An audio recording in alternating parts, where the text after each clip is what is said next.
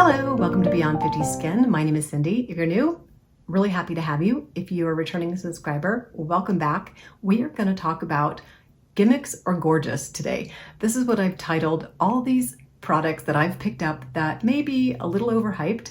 I either saw them on TikTok or Instagram, and their claims were maybe a little bit too good to be true, but I'm going to go through each of the products, show you how I applied them, let you know how long I've been using them and what I think about them. If you've tried any of these products, please let me know in the comments if they worked for you or they're just super overhyped. We're going to get started with the first one. You apply Argireline on clean, damp skin. Argireline, and this solution is the Ordinary's 10% solution. That's what the studies were done on acetyl peptide 8. This 10% solution is only $8.50. It's kind of a bargain, and they call this particular peptide Botox in a jar. So if you've heard that term, they're probably talking about Argireline. And the studies that were done on this particular formula were done over a 2-week period on 60 people. I only found 2 studies on this particular peptide. The evidence isn't very strong, but it claims that it reduced wrinkle depth by about 17% and it increased skin moisturization. I was thinking that it might help me extend my Botox. I'm about 4.5 months out from Botox.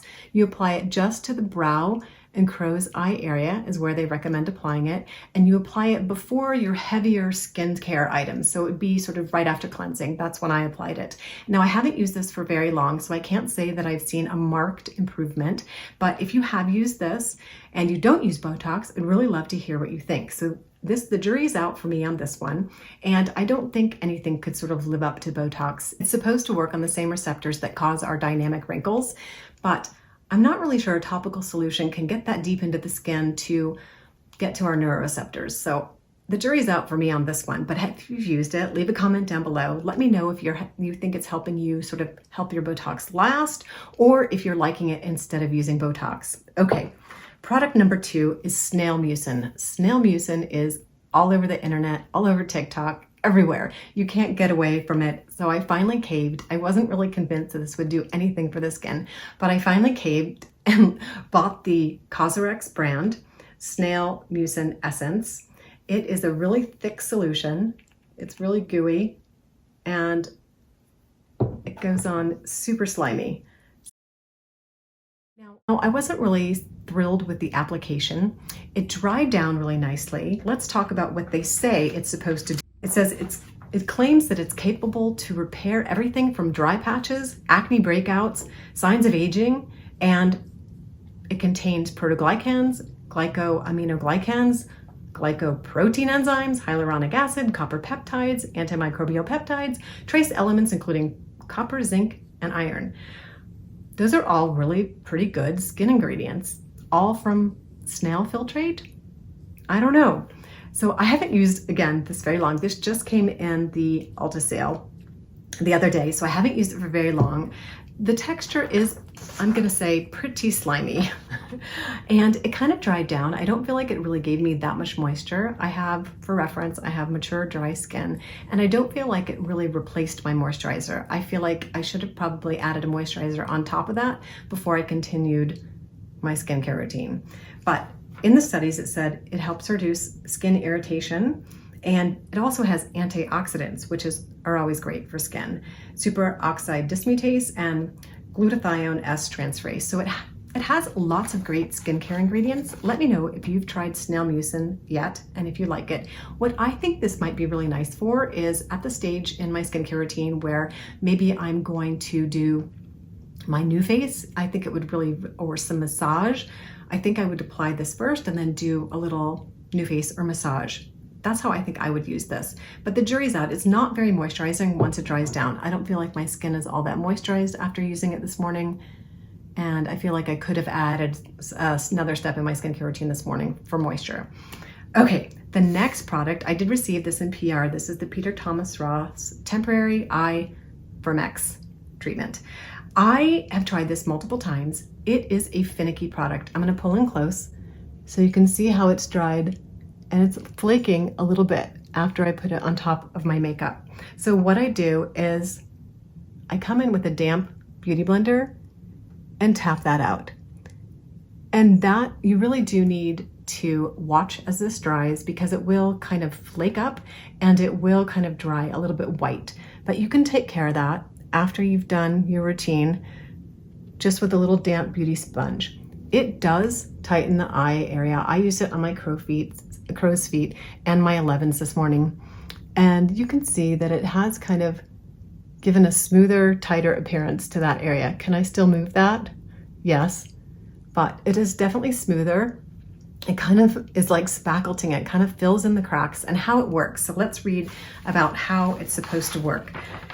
So what happens is it has silicate in it, and silicate is supposed to, once it starts drying, it shrinks and starts to create this lattice-like structure, and that's what you're seeing when this dries down. And the tightening of people that have applied it down to this area who have festoons, those big sort of balloon areas, what's happening is the silicate is kind of shrinking and creating this lattice structure and smoothing and tightening the area. It does work, but it is a finicky product. It takes some practice.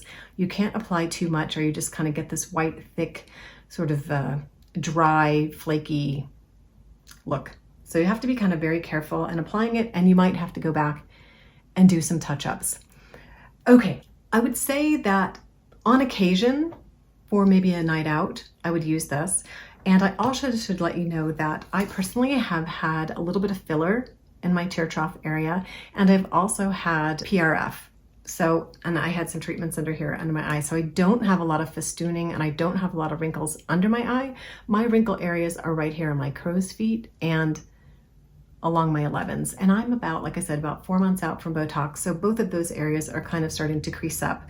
So I would use this for like a special night out. I'm not sure I would go through all the trouble that it takes to apply this on a day-to-day basis. Okay, so let's move on to the next product, Evie Technology Sunscreen.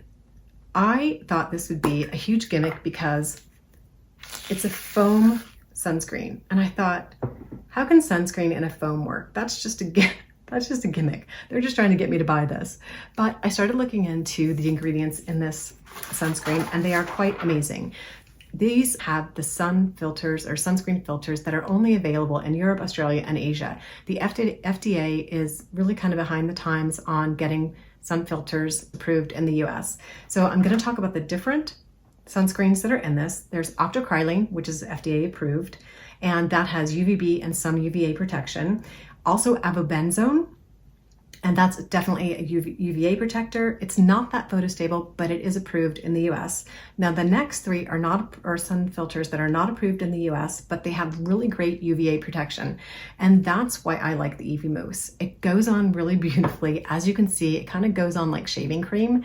And that's why I thought it would be such a gimmick, but it just blends in beautifully. It leaves a kind of slight moisturized feeling to my skin. I really love it.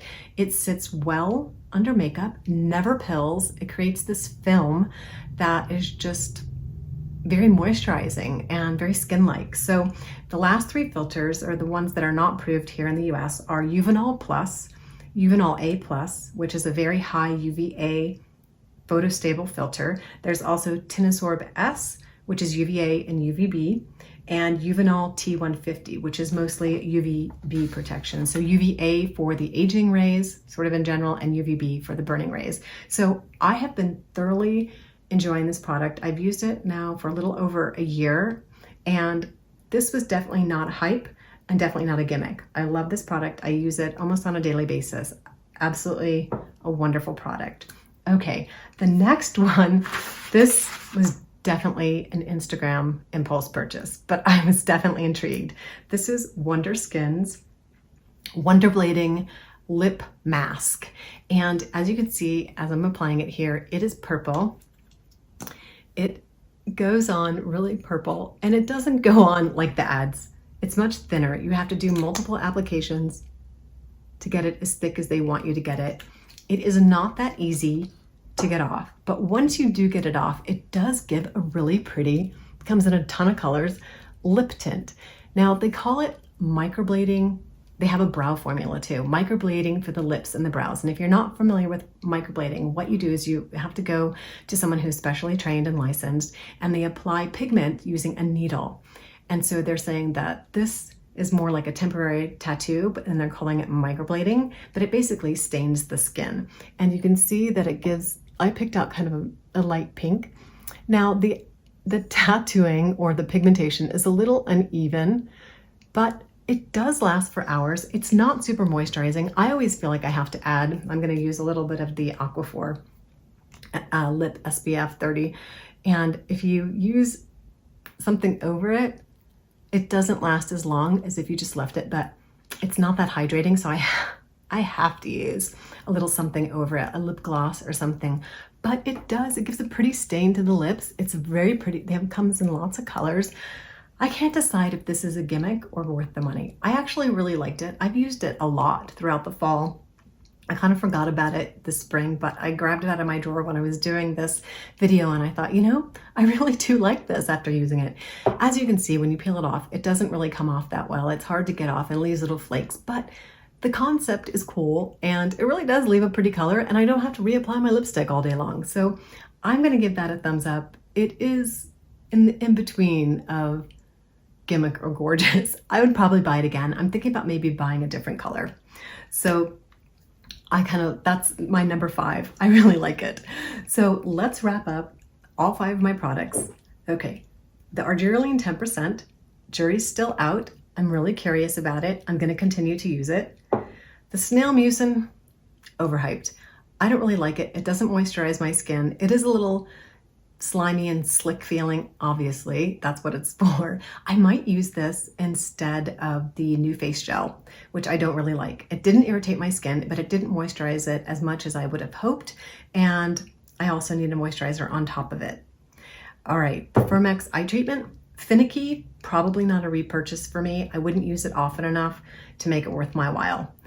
And the Evie technology, love this, have always loved it. My kids love it. It goes in their beards really well. I haven't gotten my husband turned on to it, but he's a project in and of himself. So this is definitely not a gimmick. This is amazing. It has awesome UV filters. Definitely a repurchase for over 1.5 years now. All right, the Wonder Blading, like I said, I'm curious to try another color. I really like this and it's very interesting. Like I said, oh, and I forgot to tell you, you have to use this little spray to set it. So it is kind of a pain in the neck to use, but it is kind of fun. So those are my 5 gimmick or gorgeous. We have, I think, maybe 2 gorgeous and 1 question mark out of all 5. If you have used any of these products, leave some information down below for our fellow subscribers so they can peruse and find out if these are worth their purchase dollars. And thank you for joining me today. As always, if you would click the notification bell, subscribe, and leave a comment down below. I sure appreciate the time that you spend with me, and have a wonderful and skintastic day. Bye, everybody.